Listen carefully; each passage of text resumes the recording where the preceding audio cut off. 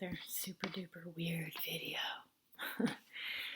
because I was thinking about the part of the poem, the epic poem, The Prophet by Khalil Gibran on children.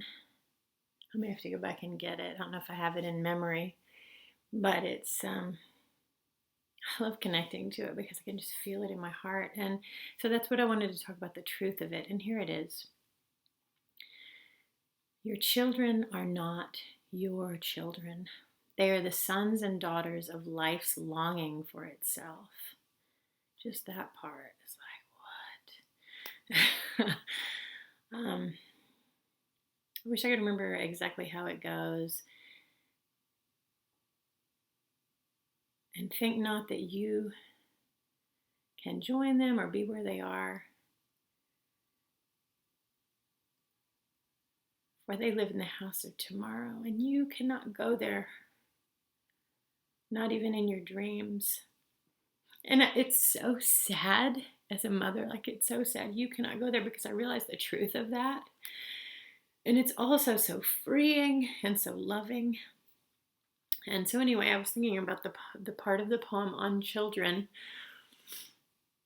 because I definitely, like everyone, I have my difficult moments with the children.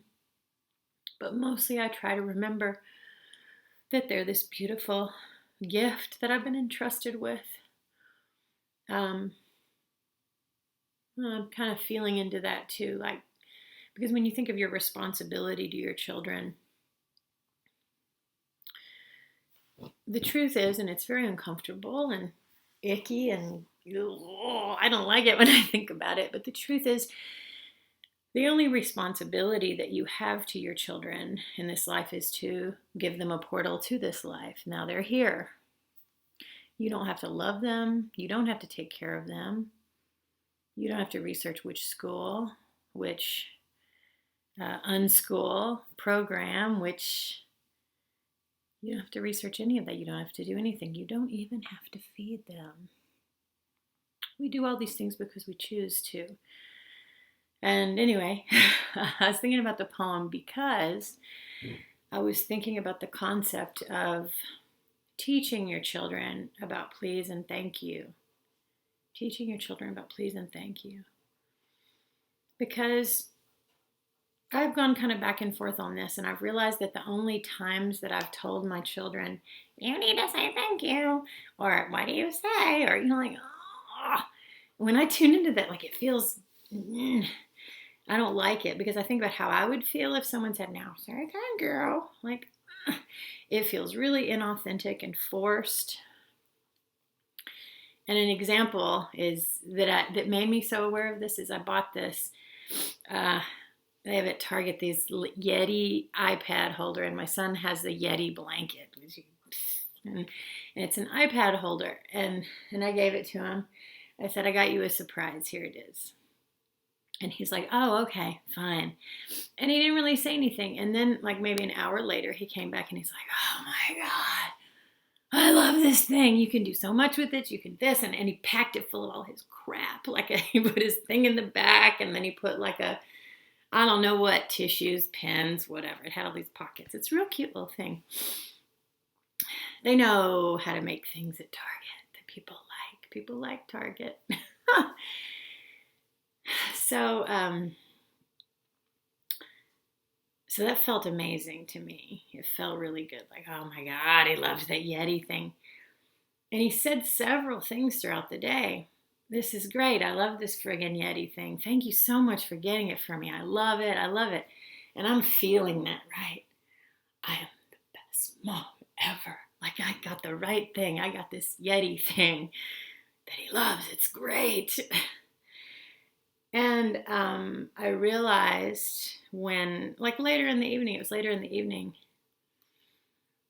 I said to him, don't laugh at me. I can't help myself. It felt good. I said, how do you like that Yeti thing?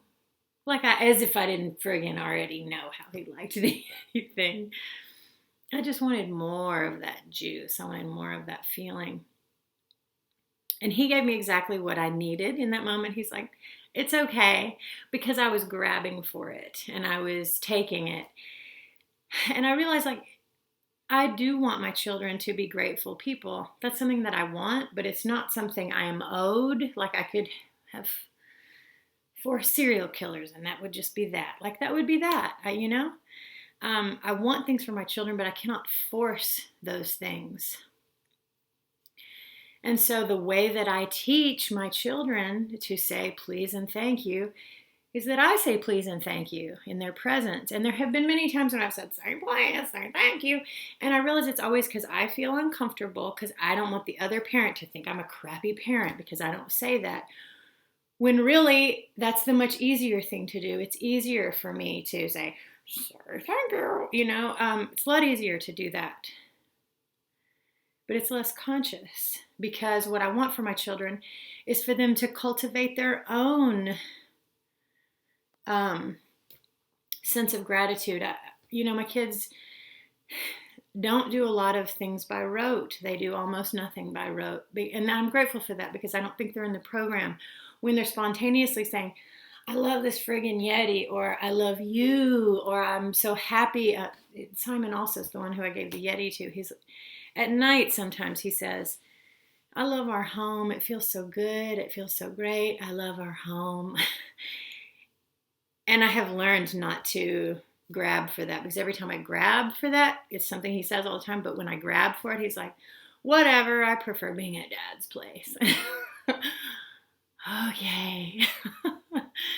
So anyway, I just wanted to say that little thing about please and thank you. And please leave me a comment if you think it's the worst not to train your kids to say please and thank you. Oh, I want to say one more thing, which is the reason behind, like, what my thinking is, why I would not push it and force it. I think I've already touched on it a little bit, but I believe that we already come in perfect and whole, and we don't need to be trained to be good.